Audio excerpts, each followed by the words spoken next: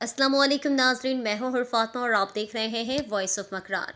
तुर्बत में सीटीटी के हाथों मुबैना अकाउंटर किए जाने वाले मौला बख्श की कत्ल के खिलाफ मुजाहरा तीसरे रोज़ भी जारी है। इंसाफ के हसूल के लिए लवाहिकीन मैयत को लेकर अदालत पहुंच गए और अदालत के मेन गेट के सामने मैयत को रखकर सड़क पर धरना देकर बैठे हैं। इस मौके पर खवातीन की बड़ी तादाद भी मौजूद है।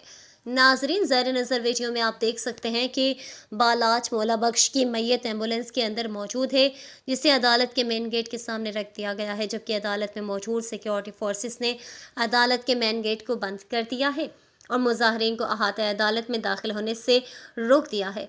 धरने में सिविल सोसाइटी, हक तहरीक और दीगर मकात फ़िक्र से ताल्लुक़ रखने वाले अफराद की बड़ी तादाद मौजूद है। किसी भी नाखुशगवार वाक़े से निपटने के लिए पुलिस की नफरियों को तैनात कर दिया गया है।